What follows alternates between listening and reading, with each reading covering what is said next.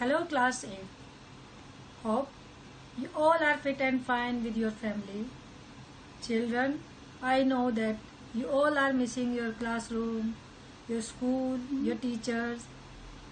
Am I right? Of course I am right. Children, same problem arises that some of the students are not doing their work. Even they are not seeing the videos of your subjects. This is very bad. Earlier I told you that this is the hard work of your teachers to make these videos. So this is your responsibility to see your subject videos, try to understand that and complete your work. Hope you will complete your work at time. Hello class 8.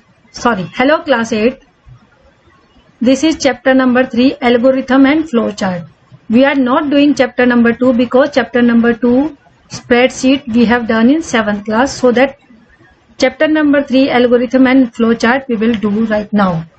I am explaining this chapter. First I am telling you about the algorithm. First I am telling the introduction.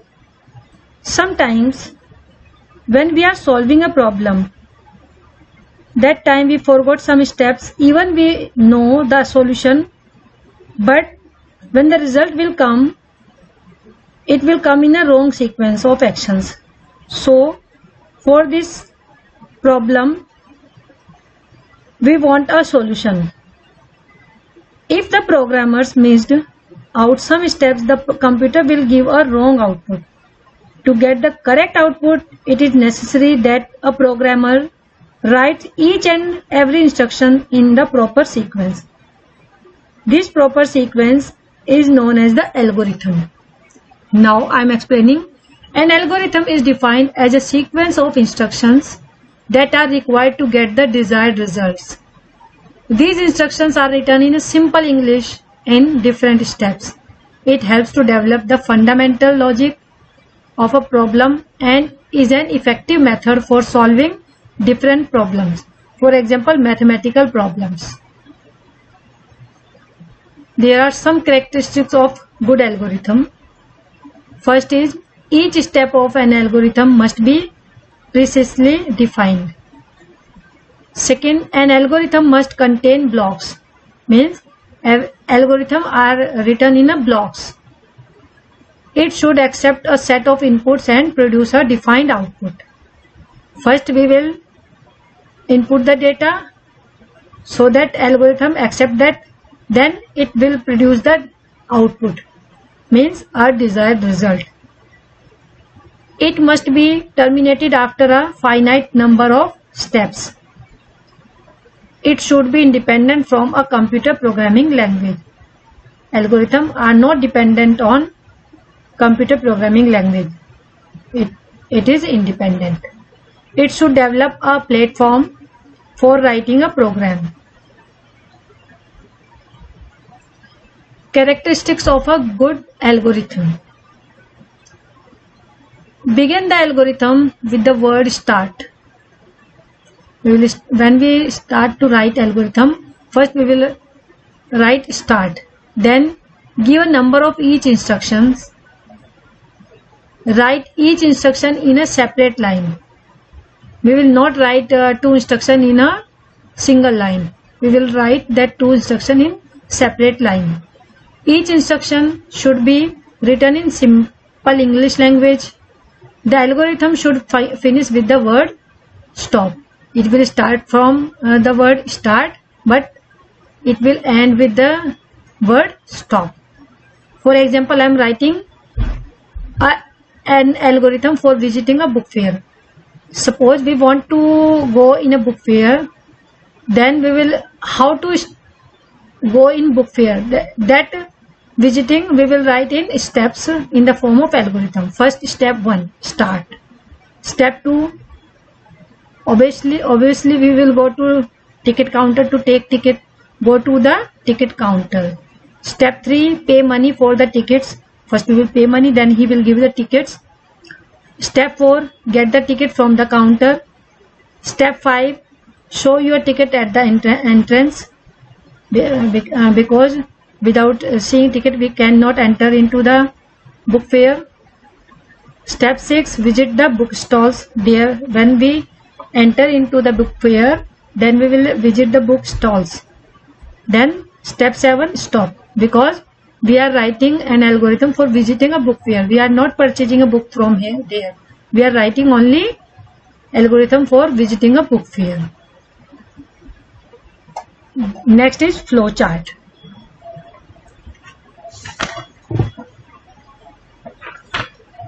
Flow chart, it is a pictorial representation of an algorithm. It uses boxes of different shapes to represent different types of instructions. These boxes are connected with arrow marks, that arrow marks known as flow lines, to indicate the flow of operation. By this indication we can know about that the flowing is going top to bottom or bottom to top, left to right or right to left. Now features of flow chart. First is, it is an easy method of communication. Second, it is independent of programming language, because that flow chart will not depend on any programming language. It is written in a simple language so that it is not dependent in any programming language. It is the key to correct programming. It helps to plan and design a new system. It clearly indicates the task to be performed at each level. Now symbols used in flowchart. A flowchart uses boxes of different shapes to denote, to define different types of instructions. First is terminal box. This box is used to indicate the beginning, start and the end, stop of a flowchart. Means when we are writing a flowchart, then on starting we will use this box, and the last finishing of we will use this type of box. It is an oval or a rounded rectangle. A terminal box with the word start is used at the beginning, and a box with the word stop is used at the end of flowchart. Next is input output box. These boxes are giving the instruction to the computer and then to display the desired result which we want. These boxes are used to represent in an input means instructions given, output operation of a task. The IO box is represented by a parallelogram. The shape of this box is parallelogram. Input box used for input the instruction to the computer system, and output box used for display the desired result. Next is process box. This box is used to represent all types of mathematical tasks or calculation. Means all calculations, all mathematical tasks are doing in this process box. This box is used to write the formula of that calculations also. This box rectangle in shape. The shape of this box is rectangle.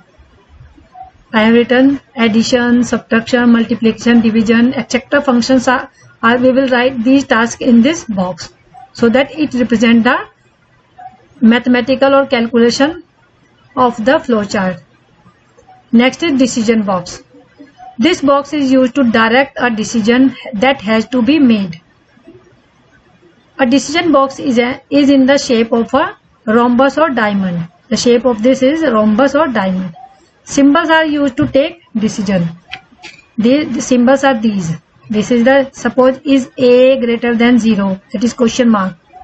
Means they are taking the decision. A is greater than or not. Means if we are saying in Hindi, is, क्या A greater 0? A 0 से बड़ा है?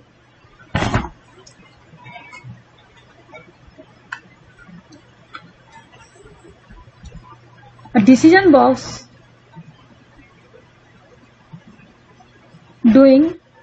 many decisions, they are less than, greater than, and equal to, less than and equal to, greater than and equal to, and not equal to. These all symbols are used in that decision box. Now next is flow lines. Flow lines are used to indicate the direction of flow of instructions. Flow of instruction. The direction of an instruction is either from top to bottom or from left to right. To indicate left to right and top to bottom. Flow lines are usually drawn with an arrow at the point of entry. These are the flow lines. These are the flow lines. It indicates the process is going top to bottom. Suppose this is an example. Draw a flowchart to find the area of a rectangle. For this draw flowchart, we want algorithm of this flowchart. So first we will write the algorithm of this. Algorithm step 1 start, step 2 accept the length and breadth. Because for find the area of rectangle, we want length and breadth for this purpose, so that accept the length and breadth. Step 3 use the formula of area is equal to length into breadth. In rectangle box we are using, that is the processing box, so that processing is area is equal to length and breadth, and store the result over in this box. Then step 4 display the area of the rectangle. Displaying, this is the input box and this is the output box for displaying the result. Then step 5 stop. We write stop. So that we will make a flowchart with the help of this algorithm. Step 1 start. We will write in that oval box start. Then take the length and breadth, because this is the accept length and breadth. Take the length and breadth. This we will input box. Then arrow sign. Then this is the processing box, because in processing box we will write the formula, and formula of area is equal to length into breadth. Multiplication are going in this box. Then flow lines. Then display the area. This box is output box, which is used for displaying the result. Result is area, so that display the area. Then stop. If we want, if we will take length, suppose we have taken length is 20 and breadth is 10. Here 20 into 10. Then result will come 20 into 10 means 200. Then we'll stop. This is your flow chart, and this is the algorithm which helps to write a flow chart, to draw a flow chart. Flow chart is the pictorial, and this is the simple English language. But in algorithm we are using step 1, step 2, step 3, step 4. Thank you.